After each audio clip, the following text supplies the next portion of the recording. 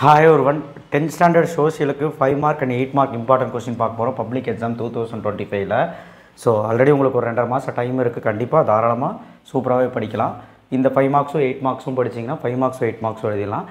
And 5 மார்க்ஸ்லாம் மொத்தம் fill-ups ஒன்று கேட்பாங்க, டைம்லைன் ஒன்று கேட்பாங்க, மேப் ஒன்று கேட்பாங்க, டிஸ்டிங்விஷ் கீவரேஷன் ஒன்று கேட்பாங்க. ஸோ இதை நாலுமே நம்ம எழுதுகிற மாதிரி ஐடியா சொல்ல போகிறேன். நாலுமே எழுதிட்டிங்கனாலே மோஸ்ட்லி நீங்கள் தியரியுமே அட்டன் பண்ணிடுவீங்க, அவ்வளோதான்.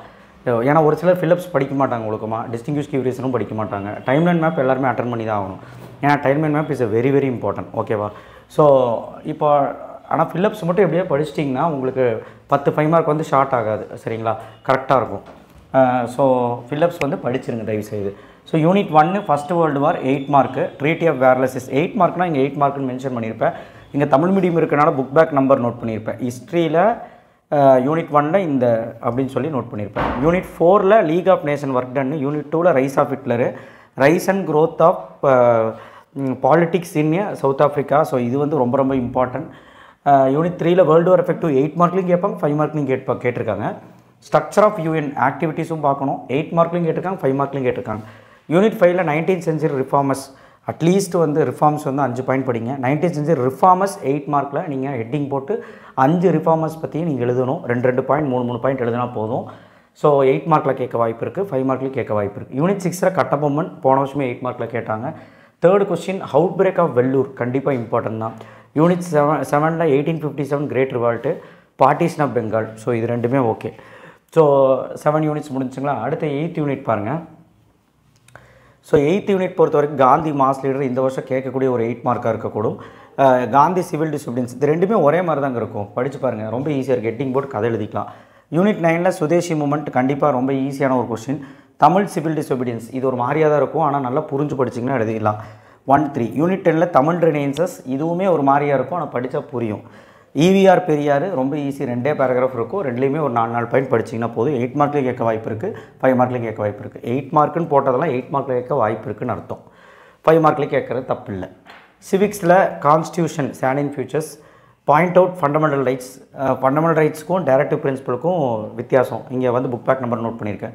யூனிட் 2ல் prime minister rights and duties 5 point படிச்சு வச்சுக்கோங்க. யூனிட் 3ல் governor, legislative power, chief minister power and function. Unit 4ல் non alignment, core determination of foreign policy, ரொம்ப ரொம்ப ஈஸியான கொஸ்டின். நான் அலைன்மெண்ட்டுமே ஈஸி தான், இது எல்லாமே ஈஸியான கொஸ்டின்ஸ் தான். யூனிட் 5ல் பிரிக்ஸு, ரொம்ப ஈஸி, பிரிக்ஸோட ஃபுல் ஃபார்ம் எழுதி போட்டுடலாம். ஜாகிரஃபியில் யூனிட் 1ல் northern mountains, river Ganga basin. Unit 2ல் சவுத் வெஸ்ட் மான்சூன், இங்கே புக் பேக் நம்பர் நோட் பண்ணியிருக்கேன். டைப்ஸ் ஆஃப் சாயில்ஸ், சாயிலோட கேரக்டரிஸ்டிக்ஸில் 3 எல்லா சாயிலுக்கும் 3 ஹெட்டிங் மட்டும் போட்டு எழுதுங்க போதும். 5 4 கொடுத்துருப்பாங்க, 3 heading. Multipurpose project, multipurpose project ஏதோ ஒரு 2 ப்ராஜெக்ட் பற்றி எழுதுங்க. ஃபஸ்ட்டு டெஃபினிஷன் எழுதிட்டு எழுதுங்க. அடுத்து cotton textile, challenges of Indian industry. Unit 5ல் அர்பனைசேஷன், அதோட எஃபெக்ட்ஸு, இம்பேக்ட்ஸ் கேட்பாங்க.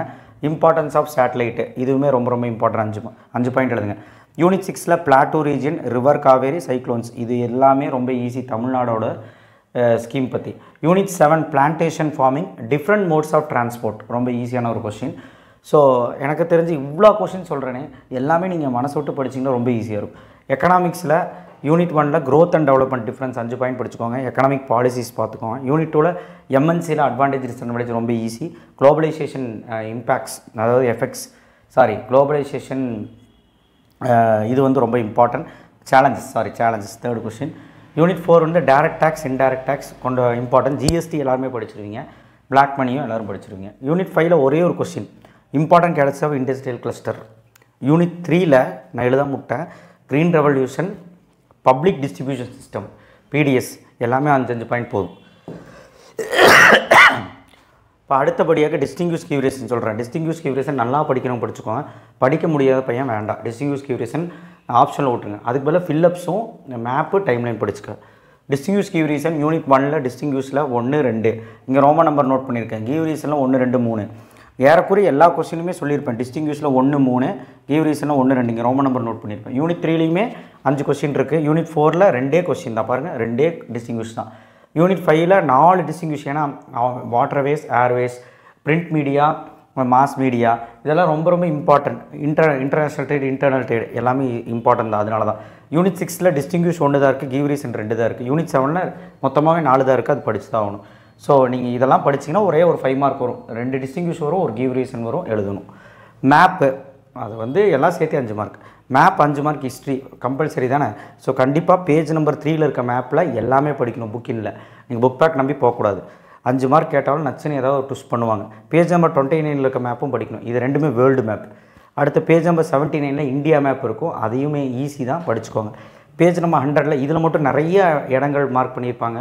இதுவுமே ஒரு இந்தியன் மேப் தான், இந்தியா மேப் தான், ரொம்ப ஈஸியாக இருக்கும். ஸோ ஹிஸ்ட்ரி மேப் மட்டும் சொல்லிட்டேன். ஜாகிரஃபி மேப் 8 மார்க் நான் சொல்லலை, அது நான் வந்து மேப்போட பிடிஎஃப் வச்சு நான் சொல்கிறேன், சரிங்களா. மொத்தத்தில் 2 மார்க்கில் ஒன்றுமே பயப்பட வேணாம், அடுத்த வீடியோவில் நான் போடுறேன். சோஷியலை பார்த்து பயப்பட வேண்டாம், ரொம்ப அதிகமாக இருக்குன்னு. நீங்கள் இப்போவே படிச்சுட்டு இப்போ ஸ்டார்ட் பண்ணால் கூட பப்ளிக் எக்ஸாமில் சென்டமே போட்டுடலாம் சோஷியலில், சரிங்களா. ஸோ மேக்ஸ்க்கு ஆல்ரெடி 5 மார்க் போட்டால் சயின்ஸுக்கு அடுத்தது போடுவேன். ஸோ கண்டிப்பாக படிக்க ஆரம்பிச்சிருங்க. தேங்க்யூ. ஷேர் பண்ணுங்கள், சப்ஸ்கிரைப் பண்ணுங்கள், மறக்காம பெல் ஐக்கனை ப்ரெஸ் பண்ணுங்கள். ரொம்ப ஸ்லோவாக பேசுகிறது, சாரி, ரொம்ப உடம்பு சரியில்லை, அதனால தான். ஸோ கண்டிப்பாக இந்த பிடிஎஃப் உங்களுக்கு டிஸ்கிரிப்ஷன் பாக்ஸில் கிடைக்கும். தேங்க்யூ.